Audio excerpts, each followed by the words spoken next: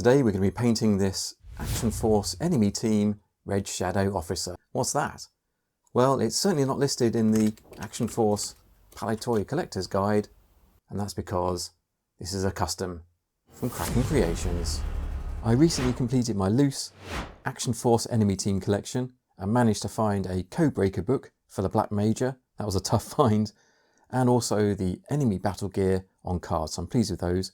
But what do you do when you've completed a collection? Well, in this case, I went back to the early 80s and found out there were some prototypes. This prototype by Bob Breakin is the Red Shadow Officer. This particular one is owned by the Kraken Wakes Matt, who's also behind Kraken Creations. Hello, it's VTR Dave and welcome back to the channel and a new episode of Fan Made. Haven't done one of these for a while. I bought two of these figures from the Kraken Creations eBay website and they're not that expensive and they're super quality as well. These are 3D resin printed. You cannot see any print lines at all. Probably some of the best 3D printing I've ever seen. And as you can tell, the limbs are held on by magnets. 5 points of articulation, just like the original Action Force figures. Also included are some fantastic accessories. This machine gun, this canister for holding important documents, and some prints for adding fine detail to the figure.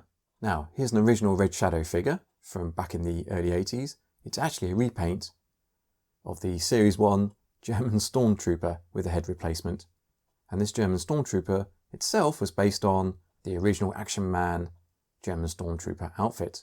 I think it's fair to say that this was probably based on the Action Man German Staff Officer, and perhaps it was just a little too close to the line back in the day, and probably why it wasn't released.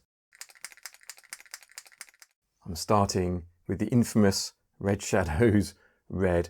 If I can get this a close match, that's half the battle. For reference, I'm using Humbrol acrylics. I started with this base red, number 238. I then added a dash of crimson red, number 20, and then thinned it. As I find this Humbrol paint to be quite thick, let's crack on.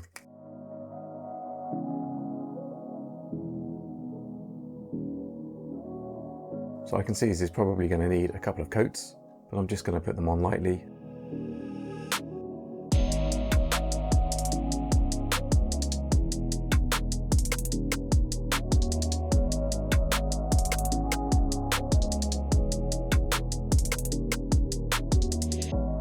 I'm preparing some paint for the black accents. I've just been messaging Matt and he's very kindly sent me some original pictures of his prototype for use in the video, and he's given me some hints on painting these figures as well. So thanks very much, Matt. In fact, if we take a look at the original prototype, you can see that the collar and the gloves are left unpainted, but I think I'll paint those for this custom. I need to concentrate now because I've got some edges to do, so I'm going to crank up some music and crack on.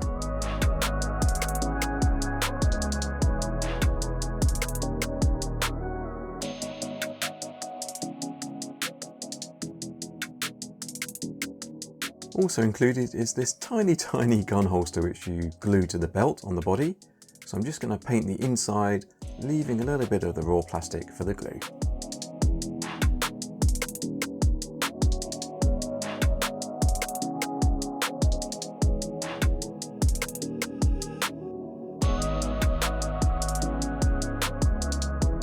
Right, that's the first coat of black on the head. I'm very pleased. Nice delicate hand there, has done the job. However, on the body, not quite so good. Yeah, I've got black all over the place. I'm gonna have to do some touch up. Looking back at the prototype, I can see there are white stripes on the legs, so I'm going to replicate those as a nod to the original. So I'm just mixing up some paint.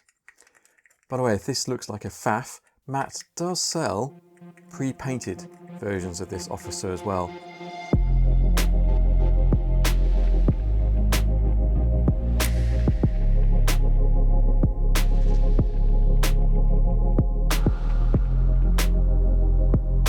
Looking very smart, although I would say this white paint I believe is a little bit dodgy. It's quite chalky, and I've also applied the white accents on the body and the head.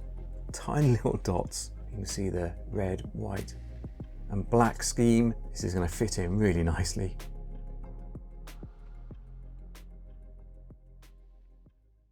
Now, here's a blast from the past. Some water-based transfers. I haven't applied some of these for many years.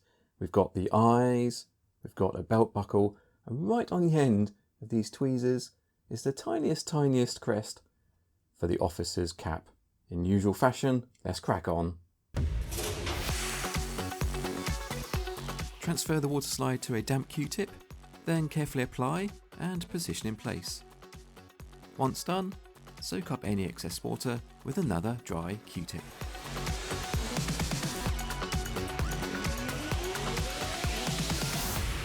I'm just waiting now on some satin varnish to arrive in the post. I'm hoping that will knock back the red just ever so slightly. Right now it looks like Father Christmas has joined the enemy team. And of course it's also going to protect those water slides as well. Right, fingers crossed, the varnish will be here tomorrow. I've forgotten the tiny gun holster. I need to glue this onto the body and finish painting it. Before I apply the glue, I've just scraped back some of the paint to the raw plastic. We get a nice contact that way. And while I was here, I've also scraped the paint off of all of the magnets.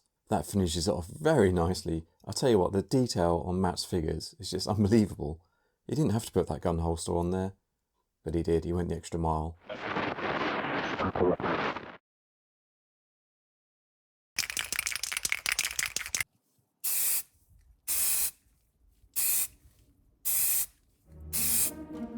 Let's see if all the hard work has been worthwhile. Here we've got one of Matt's unpainted Red Shadow officers.